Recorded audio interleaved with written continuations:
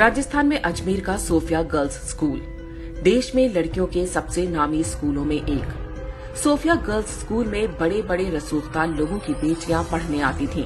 राजस्थान के कई आईएएस और आईपीएस अधिकारियों की बेटियां भी यहीं पर पढ़ती थीं। शहर में रहने वाले एक लड़के ने स्कूल की 9वीं क्लास की एक छात्रा से दोस्ती कर ली। छुट्टी के बाद वो छात्रा लड़के के साथ घूमने फिरने जाने लगी। लड़के ने छात्रा की अश्लील फोटो खींच ली। इसके बाद जो कुछ हुआ वो देश में अपराध के इतिहास में एक काले अध्याय की तरह दर्ज है, लेकिन आज भी भारत में इसके बारे में बहुत कम लोगों को पता है। ये घटना है वर्ष 1992 की और इसे अजमेर सेक्स स्कैंडल के नाम से जाना जाता है। सोफिया कॉलेज की 9वीं क्लास की छात्रा से दोस्ती करने वाले युवक का नाम था फारूक चिश्ती। उसका परिवार अजमेर के ख्वाजा मोइनुद्दीन चिश्ती की दरगाह पर खादिम का काम करता था। फारूक चिश्ती अजमेर युवा कांग्रेस का अध्यक्ष भी था। छात्रा को प्रेम जाल में फंसाने के बाद फारूक चिश्ती ने उसकी अश्लील तस्वीरें ले ली और फिर ब्लैकमेल करना शुरू कर दिया। पहले छात्रा का यौन शोषण होता रहा, फिर उससे कॉलेज की दूसरी सहेलियों को लाने को कहा गया। एक के बाद एक लड़कियां इस जाल में फंसती गईं और इज्जत बचाने के लिए वो अपने साथ दूसरी लड़कियों को भी लाती गईं। कुछ से तो उनकी भाभी और बहनों को लाने को भी कहा गया था।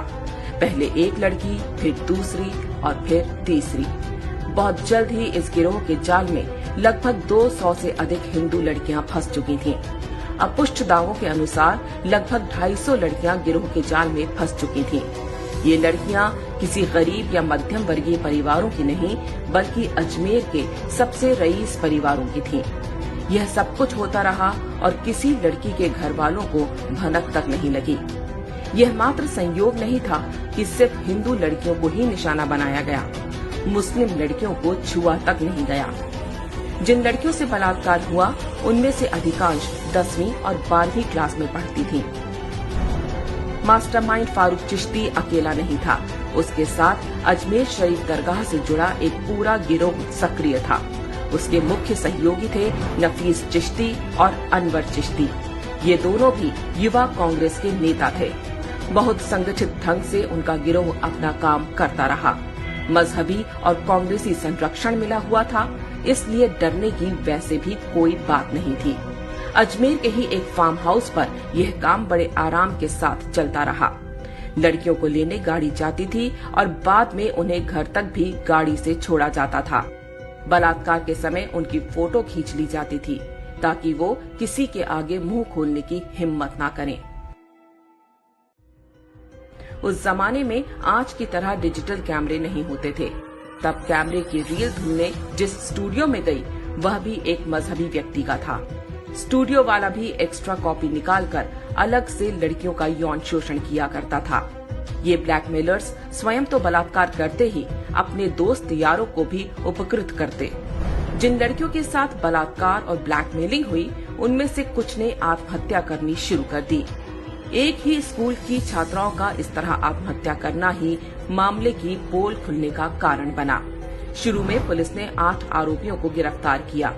समाज में बदनामी के डर से अधिकांश लड़कियों के परिवारों ने पुलिस में शिकायत दर्ज कराने से भी मना कर दिया। जो 12 लड़कियां हिम्मत करके पुलिस के पास गईं, उनमें से भी 10 बाद में पीछे हट गईं, क्योंकि आरोपी उन्हें धमकियां दिलवा रहे थे। बाकी बची 2 लड़कियों ने ही केस को आगे बढ़ाया। उन्होंने अकेले 16 आरोपियों की पहचान की।